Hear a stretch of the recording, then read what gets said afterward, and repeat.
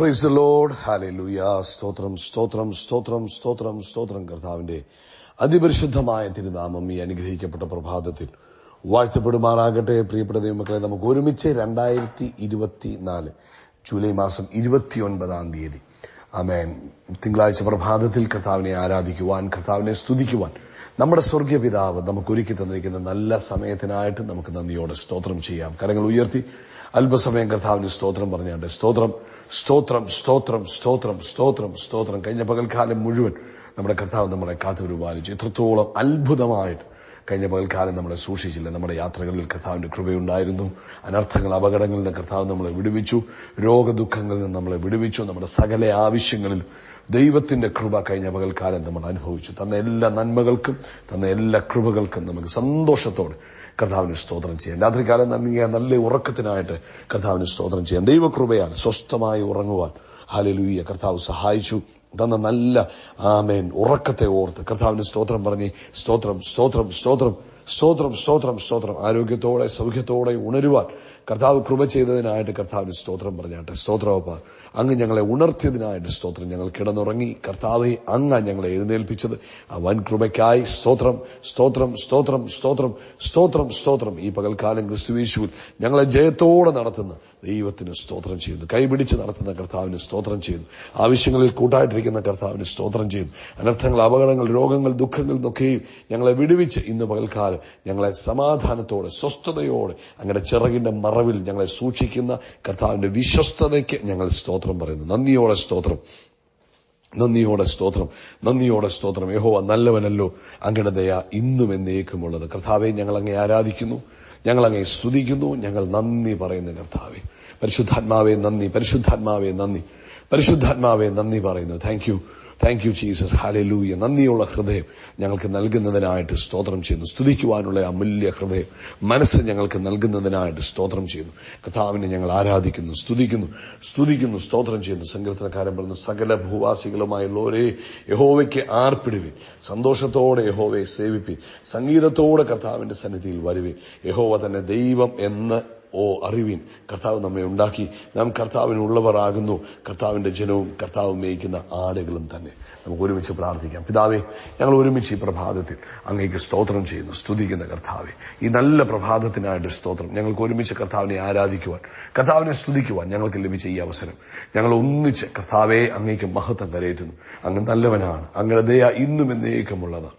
അങ്ങ് അത്ഭുതങ്ങളുടെ ദൈവമാണ്, അങ്ങ് മാറാത്തവനാണ്, അങ്ങ് മതിയായവനാണ്. ഇന്ന് പ്രഭാതത്തിൽ കർത്താവെ ഈ ശബ്ദം കേൾക്കുന്ന എല്ലാവരും കർത്താവ് അനുഗ്രഹിക്കണം. പ്രത്യേകിച്ച് രോഗികളായിട്ട് ആരെങ്കിലും ഉണ്ടെങ്കിൽ യേശുവിന്റെ നാമത്തിൽ അവർ ഇപ്പോൾ തന്നെ സൗഖ്യമാകട്ടെ. എല്ലാ രോഗത്തിന്റെ അസ്വസ്ഥതകളും യേശുക്രിസ്തുവിന്റെ നാമത്തിൽ അവരിൽ നിന്നും മാറിപ്പോകട്ടെ.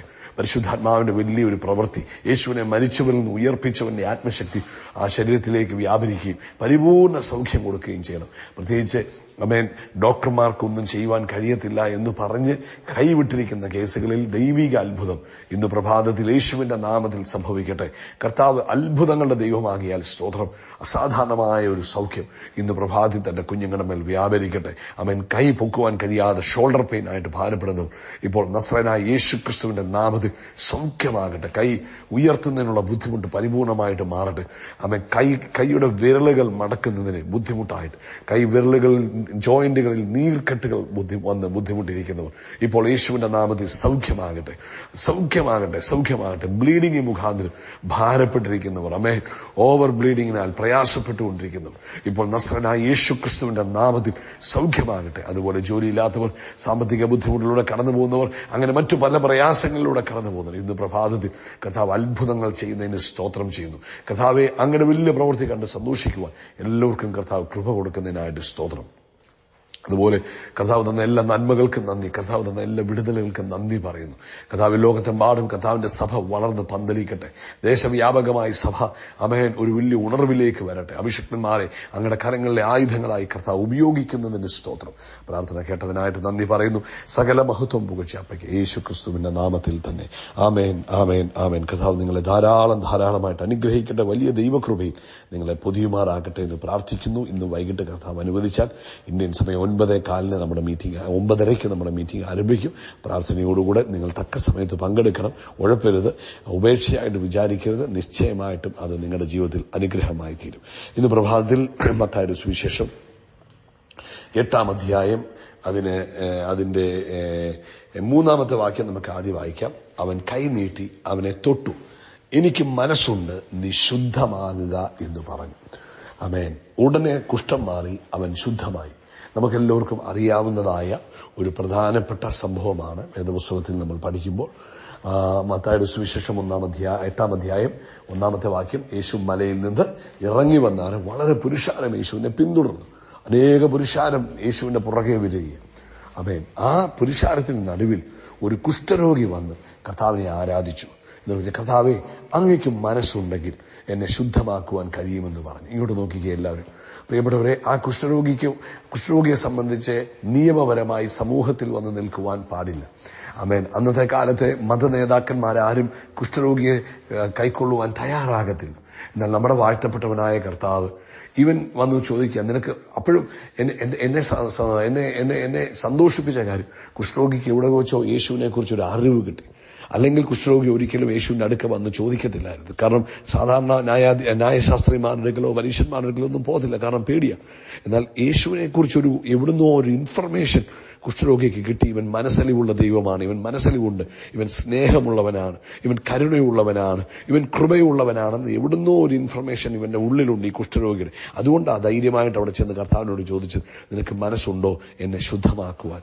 പ്രിയപ്പെട്ടവരെ, നമ്മൾ വേദപുസ്തകം പഠിക്കുമ്പോൾ നമുക്ക് പലപ്പോഴും നമ്മുടെ കർത്താവിനെ കുറിച്ച് തെറ്റായ പല ചിന്തകളുണ്ട്. കർത്താവ് അങ്ങനെ, കർത്താവ് ഇങ്ങനെ, അല്ലെങ്കിൽ നമ്മളെ സൗഖ്യമാക്കുമോ, ഞാൻ ചെന്നാൽ കർത്താവ് എന്നെ സൗഖ്യമാക്കുമോ, ഞാൻ ചെന്നാൽ കർത്താവ് എന്നെ വിടുവിക്കുമോ എന്നൊക്കെ പല ചിന്തകളും തോന്നലുകളും ഒക്കെ നമ്മുടെയൊക്കെ മനസ്സിലുണ്ട്. പക്ഷെ ഈ വേദഭാഗത്തു നിന്നും മനസ്സിലാക്കിയേ, ഈ കുഷ്ഠരോഗിയെ കർത്താവ് സൗഖ്യമാക്കുന്നത് കർത്താവ് ഫേമസ് ആകാൻ വേണ്ടിയോ കർത്താവിന് എന്തെങ്കിലും കിട്ടാൻ വേണ്ടിയോ ഒന്നുമല്ല. അവനോടുള്ള ഒരു മനസ്സ്, അവനോടുള്ള ആ സ്നേഹം, അവനോടുള്ള ആ കമ്പാഷനാണ്. ഇന്ന് വേദപുസ്തകം നമ്മൾ ധ്യാനിക്കുമ്പോൾ യേശു ചെയ്ത സകല സൗഖ്യങ്ങളും അത്ഭുതങ്ങളും സ്നേഹം കൊണ്ട് ചെയ്തതാണ്. പ്രിയപ്പെട്ടവരെ, ഇന്ന് പ്രഭാതത്തിൽ ആമേൻ, നമുക്ക് അതുപോലെ വിശ്വസിക്കാം. കർത്താവ് നമ്മുടെ ഏത് വിഷയത്തിലും ഇടപെടും, നമ്മുടെ ഏത് ഭാരങ്ങളും മാറ്റിത്തരും. കാരണം കർത്താവ് നമ്മളെ ഒത്തിരി സ്നേഹിക്കുന്നു. ഇന്ന് ഈ ശബ്ദം കേൾക്കുന്ന പ്രിയ മാതാവേ, പ്രിയ പിതാവേ, സഹോദര സഹോദരി, കുഞ്ഞെ, നിങ്ങൾ എന്ത് ഭാരത്തിലാണെങ്കിലും ധൈര്യമായിട്ട് കർത്താവിന്റെ അടുക്കിലേക്ക് ചെല്ലേ.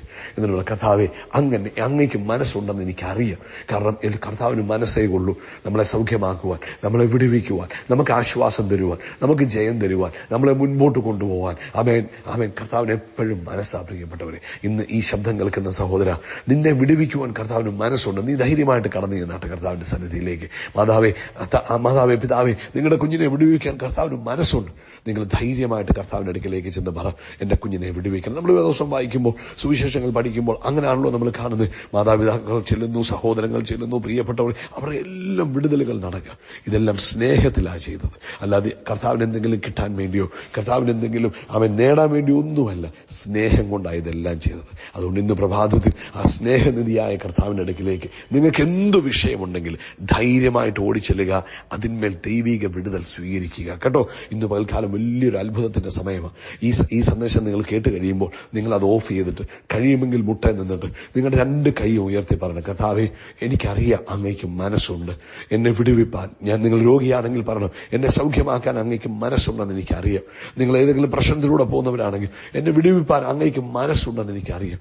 അങ്ങേക്ക് എന്നോടുള്ള സ്നേഹം ആഴമേറിയതാണെന്ന് എനിക്കറിയാം എന്ന് പറഞ്ഞ് കർത്താവിന്റെ അടുക്കിലേക്ക് ചെന്നാട്ടെ. ഇന്ന് പകൽ തന്നെ ആ വിടുതൽ നിങ്ങൾ സ്വീകരിക്കുക. ഇന്ന് പകൽ തന്നെ ആ സൗഖ്യവും സമാധാനവും നിങ്ങൾ സ്വീകരിക്കുക. കർത്താവ് നിങ്ങളെ അതിനായിട്ട് ഒരുക്കട്ടെ. ആമേൻ. യേശുക്രിസ്തുവിന്റെ നാമത്തിൽ അത്ഭുതങ്ങൾ നടക്കും, അടയാളങ്ങൾ നടക്കും, വീര്യപ്രവൃത്തികൾ നടക്കും. നമ്മളൊരു അത്ഭുതമായി മാറും. We are blessed, we are really blessed, we are permanently blessed and highly favoured. God bless you, God bless you, God bless U.